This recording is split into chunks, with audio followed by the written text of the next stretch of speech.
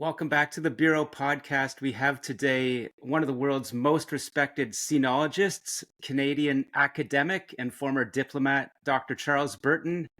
He's here today to talk about his book, The Beaver and the Dragon.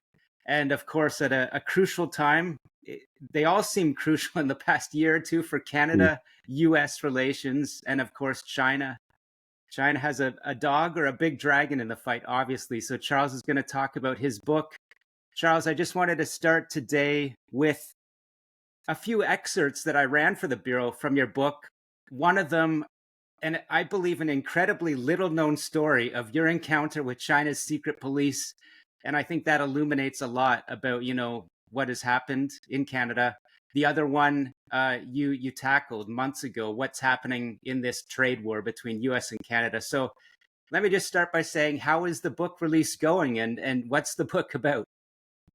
Well, the book is about how China has outmaneuvered Canada in diplomacy, security, and, basically everything over a lot of years that I've been writing these short opinion pieces. I've done about 200 pieces in the national press, and my extremely capable editor, Kevin Kavanagh, has pulled out about 60 of them to illustrate what we did wrong in our interaction with China and how we should not do that again and get the relations onto some basis that would reverse the very challenging Chinese penetration of our society and elite capture, and prevent us from facilitating China's rise to become what they want to be, the global hegemon for the planet by 2050 with the Community of the Common Destiny of Mankind program.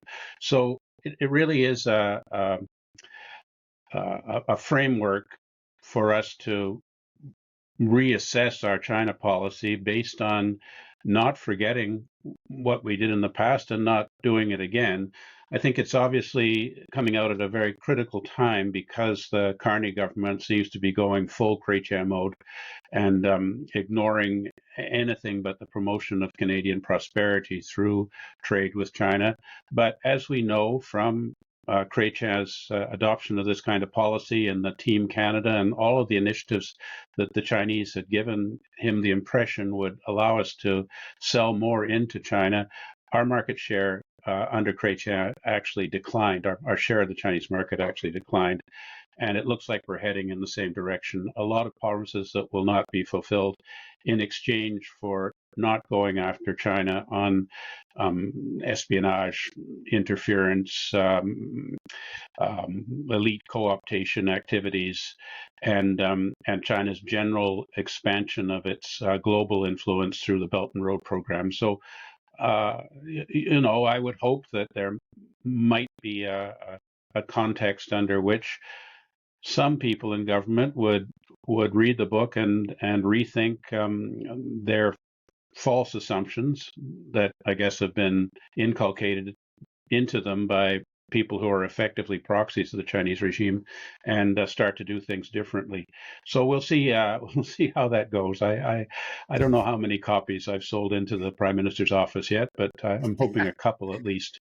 Well, and there's probably not many copies going into Power Corporation HQ in Montreal, and we can talk about that because, in a way, I think that there's another interesting book that came out or is coming out from a former, national security analyst in Canada that I think interrelates with a lot of your findings and experiences. So this is going to be, we'll try not to be as dense as probably that is dense in conversation, meaning as you once said, reading my book was like reading War and Peace with the density of information. But we'll try to appeal to the broadest international audience because this is fascinating stuff. So on that note, let me ask you the excerpt that I ran. Really, you get into it by saying you left Shanghai in a very hasty manner, and you had been questioned by China's secret police. I think Canadians are and Americans are at least starting to get their mind around what the Ministry of State Security is. Maybe not yet to the level some of us have looked into it. So tell us about that experience on a professional emotional, experiential level. I just think it's a huge episode.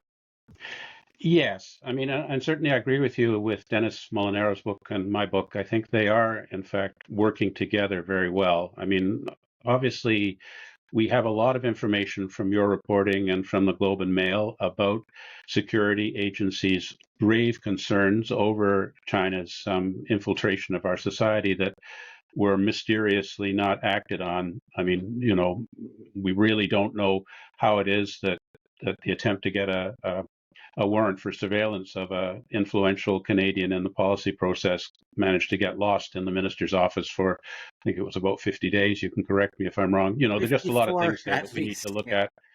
I think my book is more looking at the larger picture of assumptions, and I haven't had the chance to read Dennis's book yet, but I'm really keen to do so.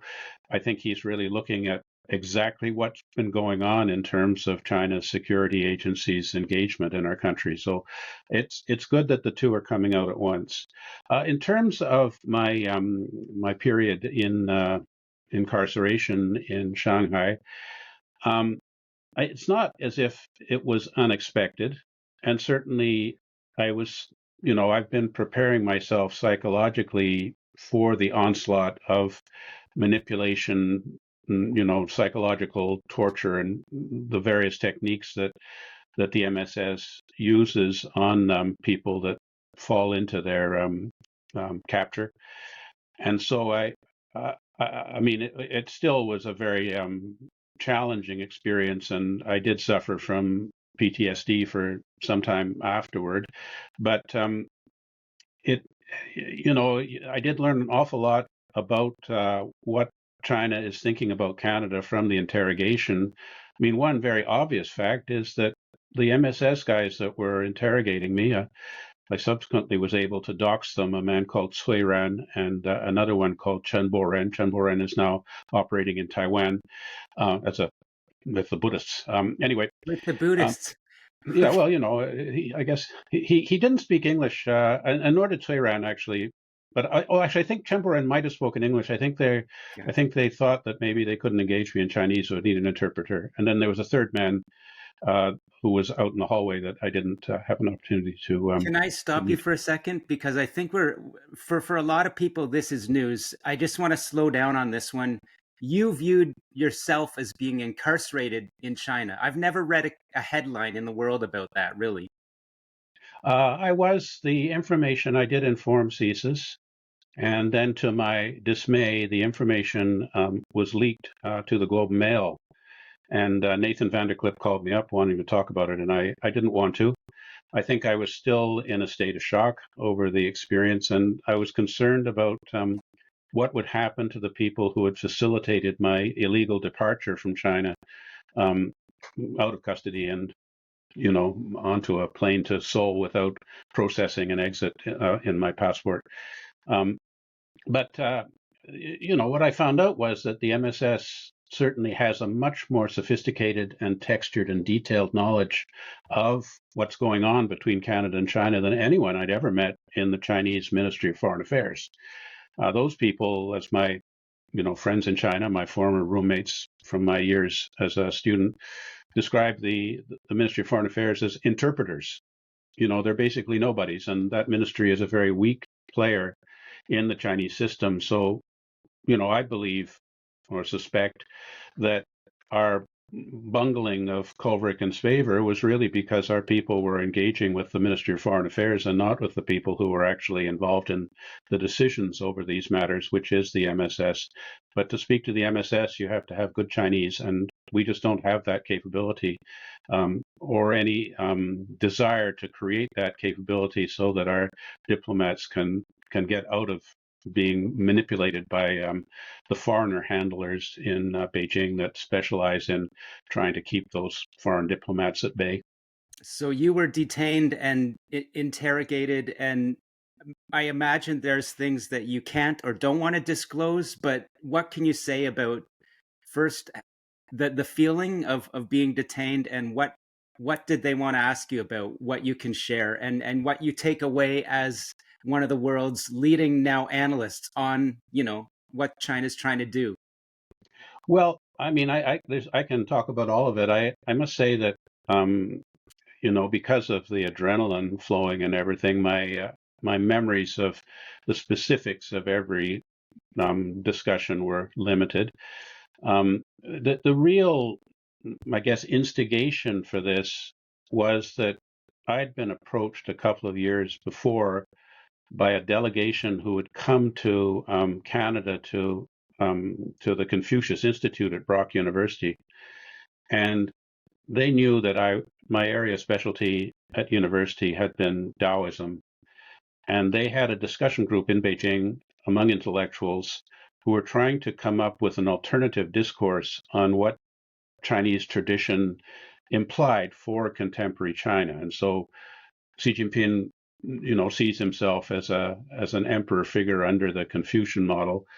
Taoism, which calls for more spontaneity and less government, there's the famous statement from the Tao Te Ching, ruling a large country is like cooking a small fish. In other words, they call for more civil society and less government manipulation of society. So anyway, the idea was to say, well, there are alternatives which are still consistent with the Chinese tradition to the current political institutions. And those are offered by looking at what Taoism means in the current day.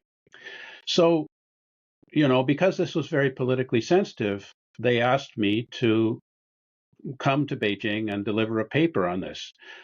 They gave me the paper in Chinese and told me what I'm supposed to say, complete with the references. So I was basically like a proxy dummy, who would start off the debate, and then they could say, well, it was the foreigner that had this idea, not us, and Yeah, sort of see how it goes. yeah. So I applied for a visa to do that, and it was turned down. This would have been 2016 or so. In 2018, I applied for a visa again, and not unexpectedly, it was turned down. But about 2 days later, a call comes in from the Chinese consulate in Toronto saying, we changed our mind. If you bring your passport to the visa office on University Avenue, we'll give you a visa. So I thought, great. So I went there and I got a visa, but instead of getting the usual 3 months, which is the typical, visiting visa, I got a month.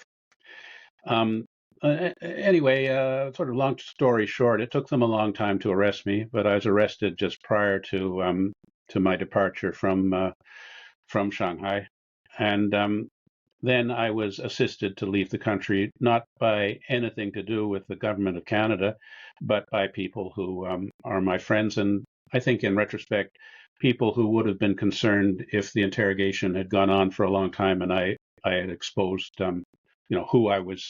who I talked to and what I knew and so on and so on.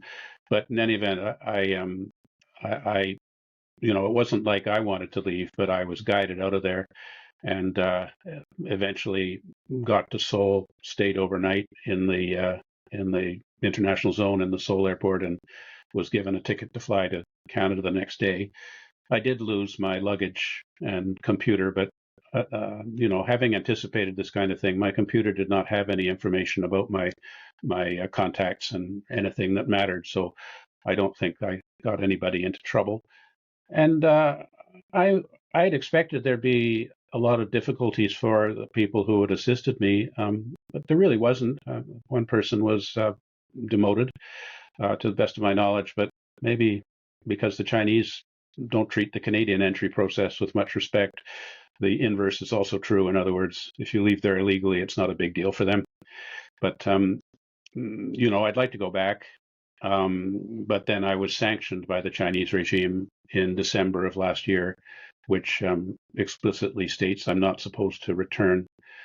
It's very challenging to know how to fry this. I'm still getting messages from the people who detained me periodically, of a passive aggressive Oh yeah. nature. Let Hoping me I'd ask you return, something. and I have been offered 1,000 yuan. How much is that? 10 million Chinese yuan to become an expert for them. But that's Interesting. only a couple of million Canadian dollars. I don't think it's really worth it. I'm joking. I told them explicitly, actually, in the course of the interrogation. I said, I will never take any benefit or money from you. To which they said, "Oh, ha ha, Professor Burton. So you mean you'll do it for us for free?" Wow. Well, that we could talk probably for 10 hours just on this episode, but I'm trying to keep my curiosity at bay a little bit. I've learned a lot already, but let me ask you this. You noted that a Mr. Chen, who you say was part of this secret police interrogation, is now in Taiwan working with the Buddhists. And of course, you know that I and others are covering what's happening in Prince Edward Island, where a group of Buddhists, according to research and allegations, are connected to China's United Front Work Department, which I say will be a Ministry of State security operation. So does that Mhm. point into your Mr. Chen in Taiwan? Yeah, I mean, I don't know his exact function. I was just able to locate him on Facebook. I mean, after I left, I received many messages from them on WeChat. I hadn't actually appreciated how many, but you can send 3 messages at a time on WeChat requesting friendship. I didn't regard them as friends, so I didn't click on the take them as friends part. But those messages kept changing. But then subsequently, they tried to get me on all other social media, Twitter, Facebook, LinkedIn. They like LinkedIn a lot. Um, Oh, they do. and Yeah. then I was able, I mean, because I was highly motivated, I put quite a bit of time into cross-referencing and figuring out what their names were and their photographs. Can I Um, but before but we it's not much before use. I mean, I passed this information on to CSIS, and like everything, it disappeared into a still pond, like a stone. let me okay.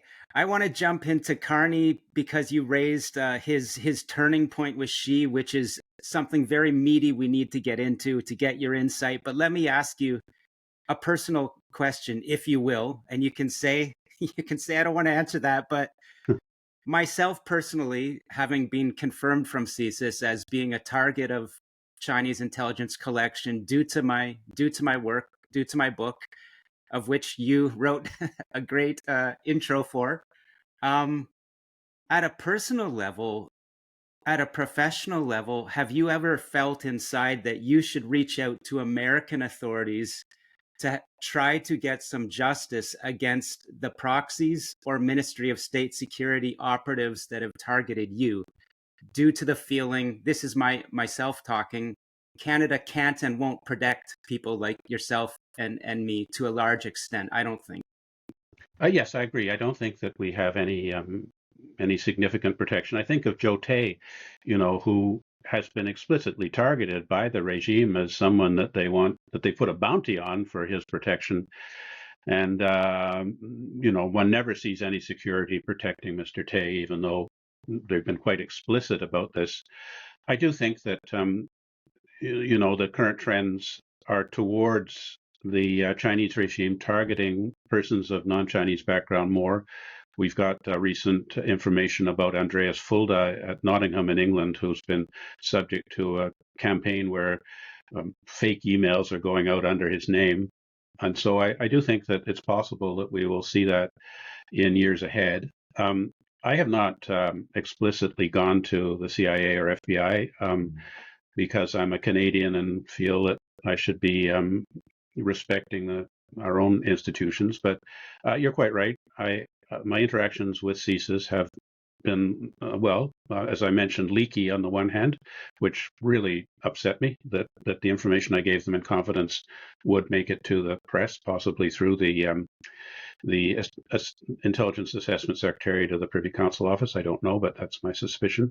And largely incompetent because they just don't have the expertise, language, and knowledge of China to be able to really understand what I'm providing to them. And there doesn't seem to be any motivation on the part of government to create the expertise that we need to challenge, to better understand what China is doing and to provide information to government that they can act on that's informed and true. And so that it is a very major concern, and I'm just not seeing us having any willingness to get our game up to the level of the Australians, the Brits, and the Americans in terms of having the expertise that can help government not make terrible decisions, which seem to be the decisions that our government's inclined to make about Right. China. So yeah, perfect segue to get into Prime Minister Carney's rapprochement with President Xi. But let me frame it this way. I recognized, I think, in Mr. Carney's words himself, and I believe from the Chinese side, that they called it a turning point for the prime minister, of course, to meet for the first time with the president of China in 8 years or something like that. I also had recognized, due to my coverage in the Globe and Mail, that reportedly candidate Carney, this is before becoming, the nominee.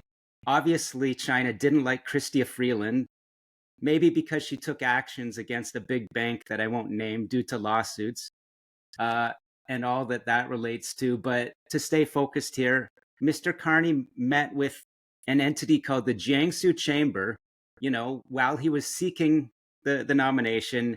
And reportedly, those individuals that he met with called it a turning point in Canada-China relations. They wanted him to be the prime minister elect to be. They wanted him, I believe, to replace Trudeau.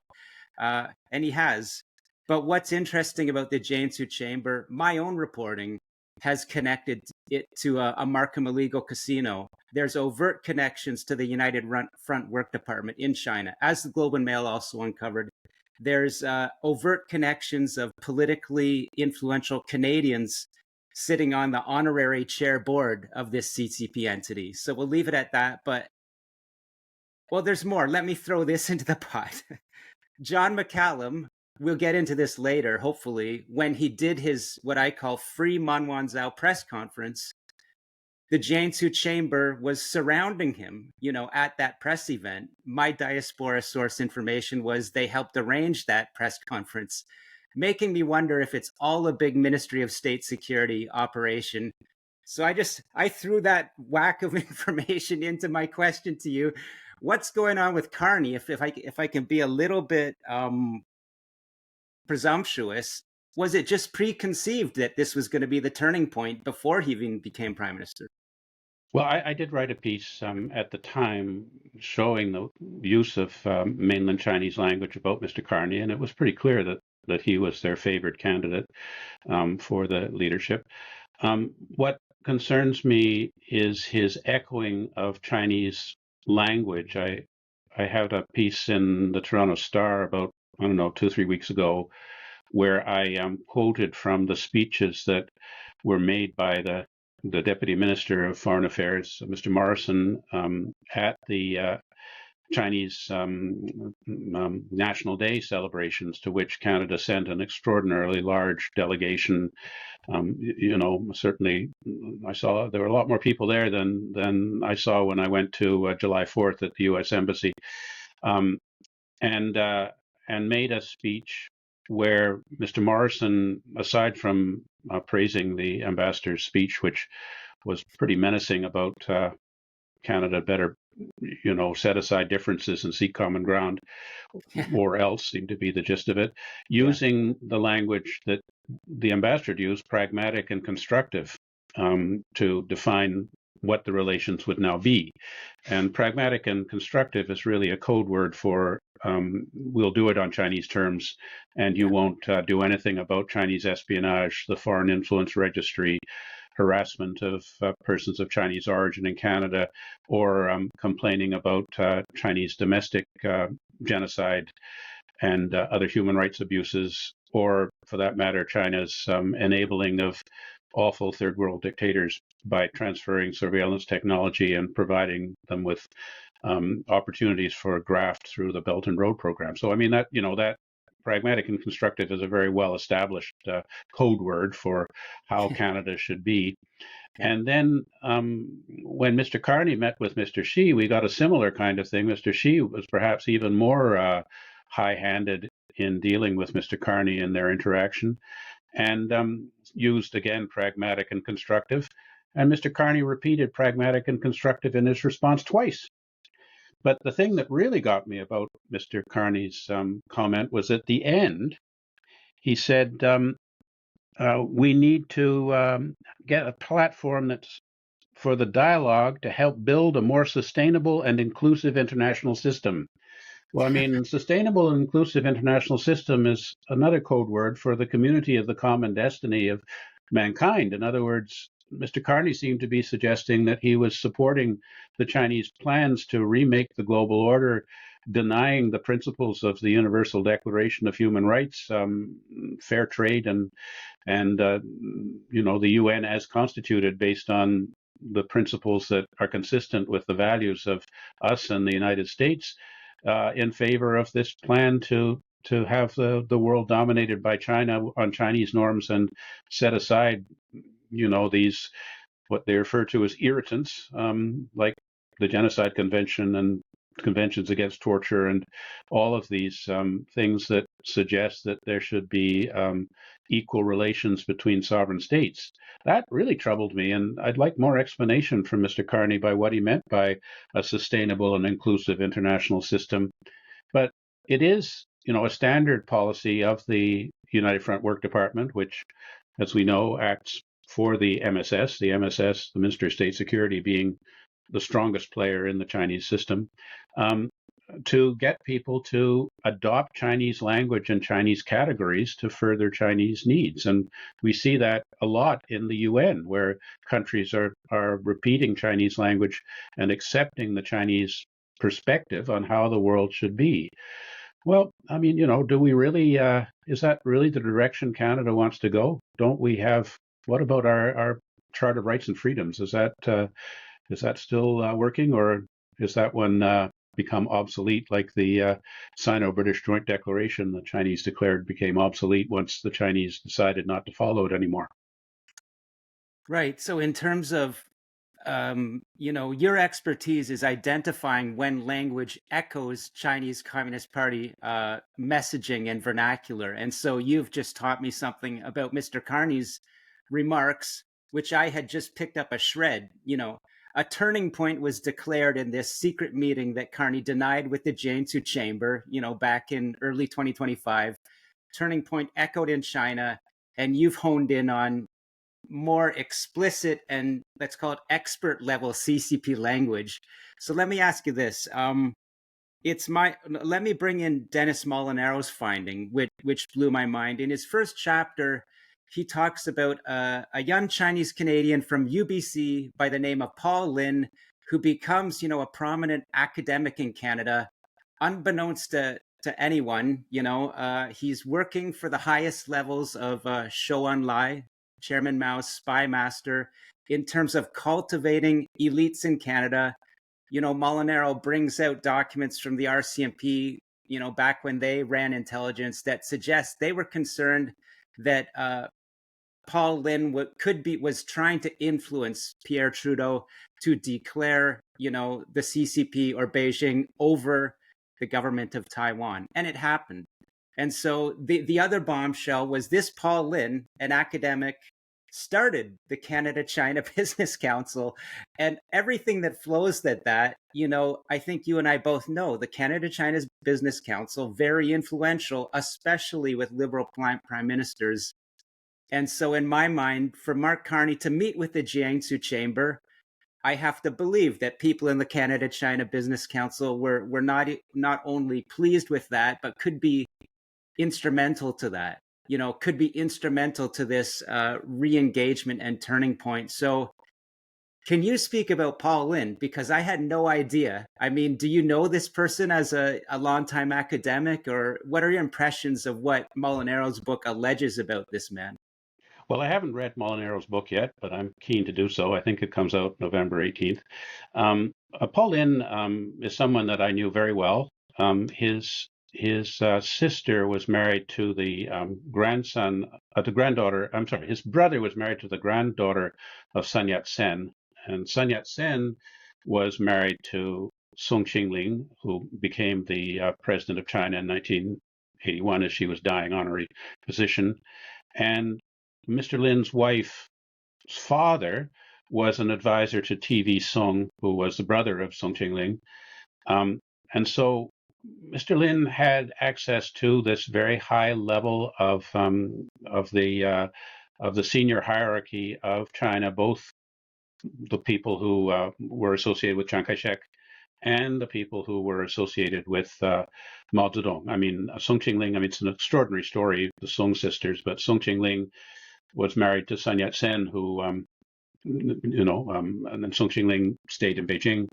Her sister, Song Meiling, was married to Chiang Kai-shek and became, the person who they both sisters were educated in the United States and Lawrence College and spoke beautiful English and became the sort of person that tried to convince the Americans that Formosa, as she referred to it, was a beautiful beacon of freedom and so on. Of course, Formosa at that time, or Taiwan under the nationalists, was also a police state based on Right. Leninist principles, but things changed later.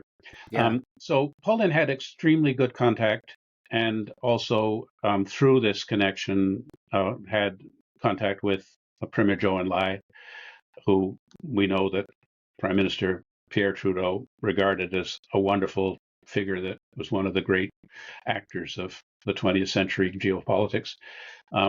He spoke when Zhao Ziyang, the President of China at the time, became the first communist leader to give a speech to a joint session of Parliament.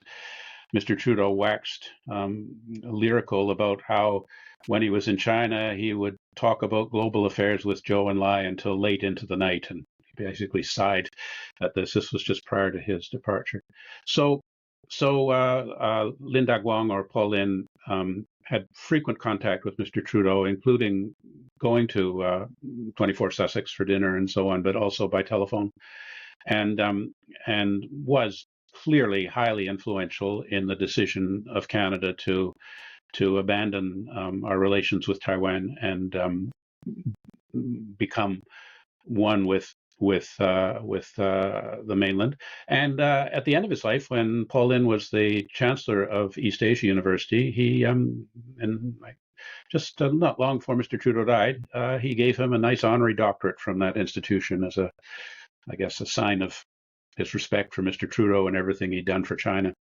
So let me ask you, in Molinaro's book, this is an open question. He pulls on something like 900 pages of newly declassified access to information documents on Lin and others that he pulled from the RCMP and historically put this, tale of potential influence, potentially successful influence together. But Molinaro's chapter leaves open the question where Trudeau consistently denied knowing Paul Lin. Paul Lin consistently denied knowing Pierre Trudeau. But there's a document that came from Foreign Affairs. This is very convoluted, but some Swedish journalist had reached out to Canada's government and said that he believed that Trudeau and Paul Lin were very close. You're saying that it's established very well that Lin and Trudeau had met. You're saying they had dinner in the prime minister's residence. Yeah, multiple times. I mean, and Mr. Lin's biography talks about this at some length. So, I mean, any idea that Mr. Trudeau and Mr. Lin weren't talking about what should be going on in China is nonsense. I'd like to see the statement where Pierre Trudeau says, "I never knew Paul Lin." I don't think that that doesn't seem credible to me, because I don't think Trudeau would have any basis to deny it. He was consulting with all sorts of people prior to his decision to recognize China in October 1970, and Paul Lin was clearly a very important figure. Paul Lin also, I mean, his work in McGill developed a whole coterie of his former students that held his views about China, his benign views, and many of whom subsequently had positions of some influence in the Canadian system. And when he was in BC, similarly, he was a very charismatic person that people looked up to, and they assumed that because he was Chinese, because he knew Zhou Enlai and Song Qingling and so on, that he had superior knowledge to other people who didn't. I mean, it's we've seen this before with I mean, say someone like Yuan Pao Wu. The assumption is because he looks Chinese that he must understand things about China and Canada-China that people who are not of that race could not possibly access. It's I don't think that that's we objectively we necessarily true. we don't have a lawyer in the room with us now, so I'm going to be very careful. The senator was in my mind when I was going to ask the question from Molinaro's work, which you have just independently as a sinologist confirmed aspects that are not confirmed in Molinaro's book. That is, you're saying that Paul Lynn clearly was deeply influential on Pierre Trudeau declaring the People's Republic of China, the one voice of China. Huge geopolitical impacts that we're feeling today, I believe. Trudeau, it could be said, rolled. He had an outside impact on the world, but I don't think it's about Canada being back. That's a shame. It's established, Molinaro says, that Paul Lin, the RCMP say, was an elite Chinese agent. So you're saying, yes, he was successful in helping Trudeau change the world. I say change the world for the worst. And it seems that Paul Lin was an extremely influential, not only in academia, but to business figures that wanted investment in China. Mhm. So he looks like a high level fixer. How many, now we get to where we should have a lawyer here, but don't. When we look at some senators in Canada, when we look across academia, when we look at business leaders in Canada, can we say that they are children of Paul Lynn or people like Paul Lynn, and we have many of those people in Canada now? I mean, we don't have any evidence that Mr. Lin was an agent in the sense that, we don't know if he received any financial benefits that would be captured by our future Foreign Agency Registry Act. And certainly with regard to Senator Wu, I think we can only assume that he's acting out of good conscience and it doesn't have any conflict of interest. So, we just don't know. There's been no evidence whatsoever that suggests that any laws of Canada have been violated or that people are improperly influenced. But yes, I mean, the idea that Mr. Lin had enduring influence that sustained through generations of people working on China, there's no question about it. He was a very influential figure who had access to the highest levels. And I mean, not just Mr. Trudeau, but other people around Mr. Trudeau who spoke with Mr. Lin. I don't know if Ivan Head, for example, had contact with Mr. Lin or not, but that would be the kind of person that he could contact when he couldn't get Pierre on the phone directly. Um, but I don't. I mean, it is what it is. I certainly had no doubt about Mr. Lin's connections and his views at the time, and I was very concerned about him. I would say at the end of his life, he came down to quite well, a few years before he died. He came to Beijing to speak at the Canadian Studies Center at the Chinese Academy of Social Sciences. So I was working in the embassy at the time, and I heard Mr. Lin was coming, and so I insisted that I attend the meetings. And I was there and challenged a number of things that Mr. Lin had said.